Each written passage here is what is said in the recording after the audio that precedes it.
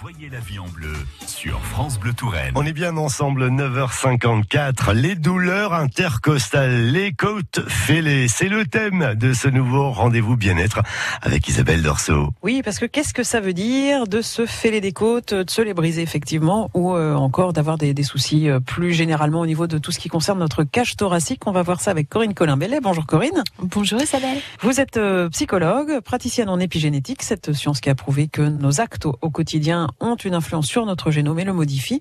Aujourd'hui, dans la logique du symptôme biologique, qu'est-ce que ça veut dire quand on a des problèmes avec nos côtes? Alors, les côtes protègent notre cœur. Ce qu'on observe, c'est que l'aspect côte fêlée ou côte brisée va représenter notre vulnérabilité face aux agressions ou aux pressions extérieures, face à l'amour, face à l'autonomie et aux besoins d'espace. Peut-être que s'il se passe quelque chose comme ça, j'ai dépassé mes limites. Je me suis laissée engloutir, littéralement sous les côtes, là, engloutir par les autres. Je peux me sentir coincée entre mon aspect émotionnel et le monde physique dans lequel je vis, la famille au sein de laquelle peut-être je peux subir des attaques. Je peux me sentir perdre complètement le contrôle de mon existence aussi parfois. Les contusions sur cette zone-là se font dans des moments aussi de grande fatigue, d'une immense lassitude. Il peut y avoir des traces physiques de meurtrissure intérieure. Parce que je voudrais crier mon chagrin, je voudrais crier ma douleur et que je ne le fais pas. Donc, côte cassée, côte fêlée, côte brisée.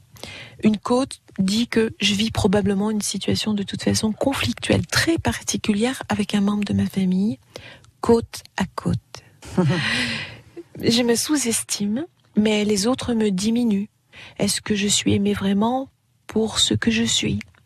Selon la côte touchée, j'ai une indication sur la personne concernée. Les côtes basses, par exemple, vont me renvoyer un conflit avec un enfant ou un petit enfant, dans les descendants. Côtes moyennes latérales vont me parler d'un frère, d'une sœur, de cousins, tout ce qui est collatéral. Les côtes hautes supérieures vont parler des ascendants, parents, grands-parents. Sur la région du sternum, mon étoile, mon rayonnement, est atteinte là, peut-être. C'est possible. Mon futur me crée une tension, une inquiétude face à une autorité quant à la réalisation d'un projet, d'un désir. Peut-être que je cherche ma place. Je vis dans un sentiment de dualité entre l'image de qui je suis et ce que je dois donner à l'extérieur. Je dois peut-être accepter de vivre selon mes valeurs, même si celles-ci sont à l'opposé de mes référents. Et ça, c'est compliqué. J'abolis l'idée d'avoir une bonne cote auprès des autres. En doutant de moi, je suis en révolte contre moi, ce qui me rigidifie et me fait oublier ma spontanéité. Donc c'est peut-être mieux de se vivre comme étant unique et comme surtout la personne la plus importante au monde. Oui, merci beaucoup Corinne Colin. Merci. Et puis merci à vous Isabelle.